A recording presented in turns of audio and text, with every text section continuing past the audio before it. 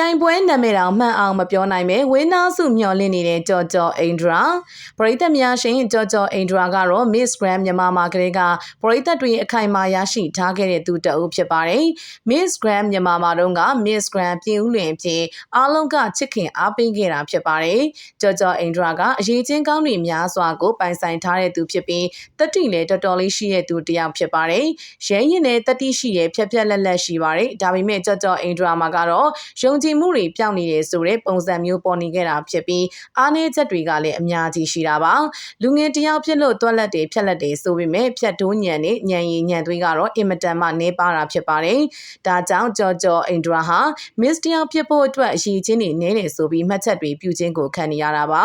နောက်ပြီး Miss Grand ပြည်ဦးလွင်မှာဝင်းသားစုရသွားတဲ့အကြောင်းရင်းကိုလည်းအားလုံးကမယုံကြည်နိုင်အောင်ဖြစ်နေတာပါကြော်ကြော်အိန္ဒြာကရုပ်ရည်ချောမောလှပတယ်ဆိုပေမဲ့သူရဲ့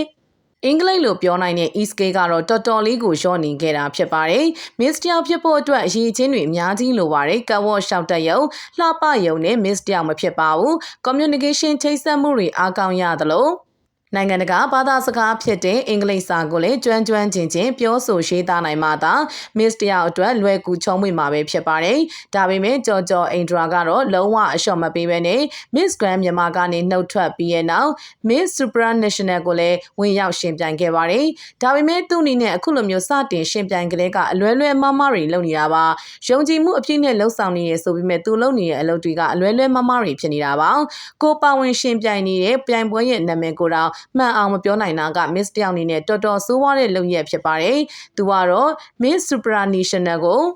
Miss Supranational ဆိုပြီးတော့မပြောလို့အားလုံးက Super Coffee မြင့်ကြီးညာနေတယ်ဆိုပြီးတော့ဝိုင်းလောင်ခြင်းကိုခံခဲ့ရတာပါဒီเจ้าရာတွေနဲ့ပတ်သက်ပြီးသူ့ရဲ့ဦးလေးဖြစ်သူကြော်ကြော်နန္ဒာကတော့ Miss တယောက်မှာအင်္ဂလိပ်စာကမရှိမဖြစ်အရေးကြီးတယ်ဆိုတာကမှန်နေဒါပေမဲ့မရှိလဲဘာမှမဖြစ်ဘူးဆိုပြီးခက်တီတီပဲပြန်လည်ဖြည့်ရှင်းလာတာဖြစ်ပါတယ်သူ့တူမရဲ့အရေးအချင်းတွေထဲမှာအင်္ဂလိပ်စကားမပြောနိုင်တဲ့အရေးချင်းကလွဲရင်ကျန်တဲ့အရေးချင်းတွေကအကုန်လုံးပြည့်မီနေတာဖြစ်တဲ့အတွက် Miss တယောက်ဖြစ်ဖို့အတွက်ထိုက်တန်နေဆိုပြီးအပြည့်အဝကိုရက်တီလာတာပါလက်ရှိအချိန်မှာဆိုရင်တော့ကြော်ကြော်အိန္ဒြာကရန်ကုန်တိုင်းအတွက်ဝင်းသားစုကြီးကိုပိုင်ဆိုင်ရရှိသွားတာဖြစ်ပါတယ်ကြော်ကြော်အိန္ဒြာဝင်းသားစုရရှိသွားလို့အားလုံးကအံ့ဩတင်နေရတာဖြစ်ပြီး crown ကိုငွေနဲ့ပေးဝယ်ထားတယ်ဆိုတဲ့သတင်းတွေကပါထွက်ရှိနေတော့တာပဲဖြစ်ပါတယ်ပြိုင်ပွဲဝင်တဲ့ Miss တယောက်အနေနဲ့အနည်းဆုံးတော့ကိုပါဝင်ရှင်ပြိုင်တဲ့ပြိုင်ပွဲရဲ့နာမည်ကိုတော့ပီပီတတနဲ့မှန်ကန်ပြောတင်တယ်လို့မှတ်ချက်တွေပြုနေခဲ့တာဖြစ်ပြီးအဲ့ဒီပြိုင်ပွဲကြီးမှာ